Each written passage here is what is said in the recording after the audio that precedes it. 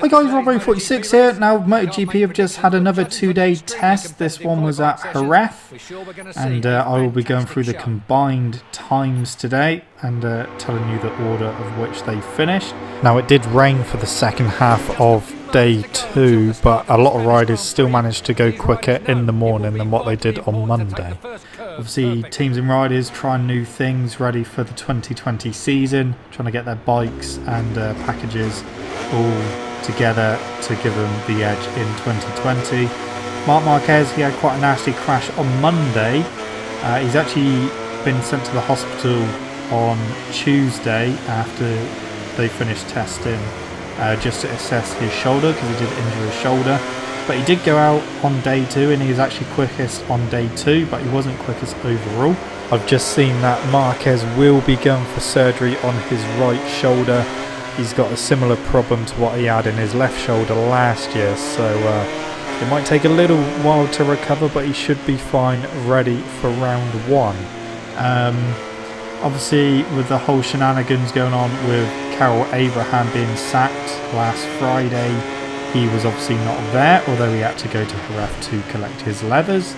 Eric Granado was standing in for Avintia Ducati on Abraham's side, because we've still got no word on whether Zarco is going to ride for Avinti yet or not.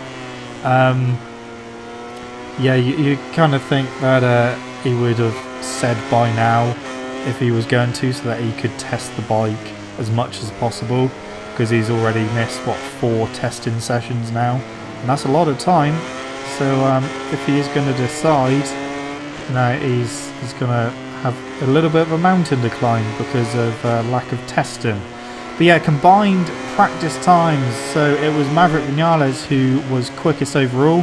He did a 1:37.131. That was on the Monday. On Tuesday it was Marquez who finished quickest. He was second overall on combined times with a 1:37.820. And it is worth saying that Vinales did have quite a big gap on the first day, which is why no one could seem to catch him on day 2. The first of the Suzukis, Alex Rins, he ends up in third on combined times of 1:37.837, so not that far off of Marquez's time in second at all. Fabio Quartararo, he went quicker on Monday than he did Tuesday. He ends up in 4th overall with a 1:37.885. And then you got the other Suzuki of Joan Mir in 5th place with a 1:37.959, which he set on Tuesday. First of the Ducatis, Andrea Dovizioso was 6th quickest. He'd done his best time on Tuesday, which is a 1:37.986. Franco Morbidelli was 7th. He done his best time on Tuesday, a 1:38.100. Jack Miller, he was the second of the Ducatis in 8th place.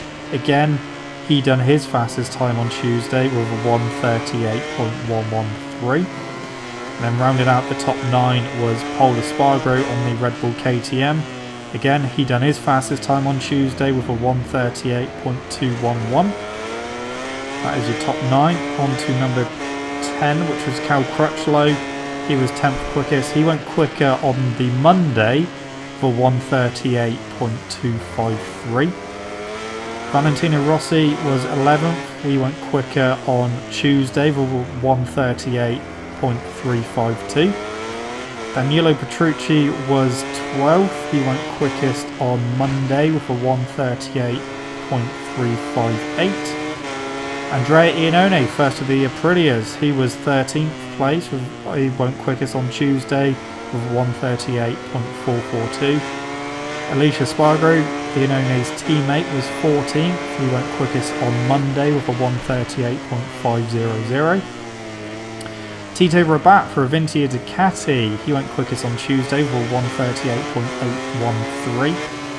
Sylvain Gintoli, Suzuki's test rider, was 16th place. He went quickest on Tuesday with a 1:38.962.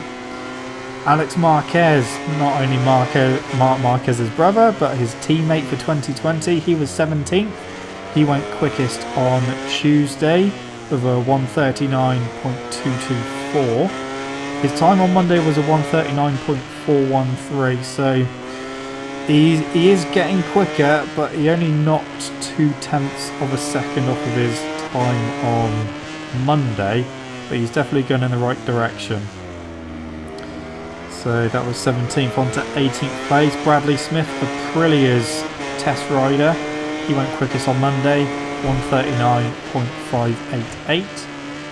Danny Pedrosa, he did not go out on Monday. He only went out on Tuesday. He ends up in 19th place with a 1:39.594.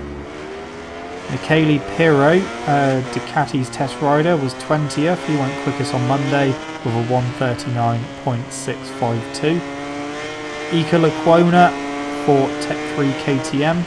He was 21st. He went quickest on Tuesday with a 1:39.880. Brad Binder for the other factory Red Bull KTM. He was 22nd quickest. He went quickest on Tuesday with a 1:39.943. And then in 23rd place was Eric Granado for Vintia Ducati. He went quickest on Monday with a 1:43.056. So quite a bit slower than everyone else, Granado, but obviously he's coming from Moto E. It's his first test on the bike, and he probably not going to be on it anyway, depending what Zarco decides to do. But I do think if Zarco does decide he's not going to ride for a Vintia, because he's going to stick by what he said about them, then I could see Granado being on that bike for the season. But I don't see him being that competitive, especially not at the moment. But as always, testing is completely different from racing, so again, you can take these results with a pinch of salt, but obviously the fastest riders are always going to be near the top. So yeah, that is it for the Jerez test. It's also worth noting Moto 3 and Moto 2 have been testing as well, although can't really seem to find any times for them at the moment. I'm hoping they're going to publish them at some point. So yeah, that is another test done. The next test they do is Sepang, and yeah, then we start thinking about next season, and then they do a test at Qatar, and then they go racing. So yeah, there's still a lot to think about. Obviously, Marquez's shoulder being assessed on, he'll be fine. Even though it was a bad crash he had on Monday, he will be absolutely fine. Like I said, he went quickest on Tuesday overall, but second on combined times, so his shoulder will be fine, and you can be sure he'll definitely be 100% fit come the first race, providing obviously he doesn't have any more crashes or bad crashes in between now and then. But it doesn't appear that the 2020 Honda at the moment seems any easier to ride than the 2019 machine, so time will tell. They've still got time to try and turn it around and get things sorted, and obviously test different parts as well.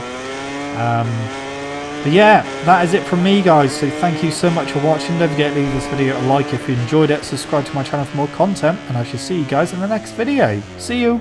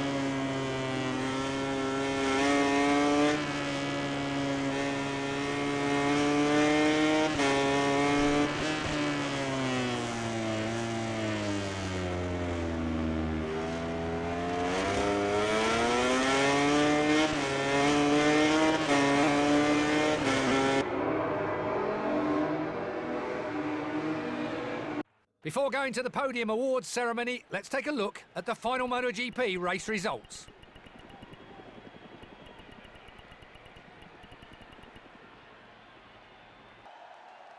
This victory is the cherry on top of an exhausting weekend. If his team keeps working like this, it will be really difficult for his opponents to overtake him.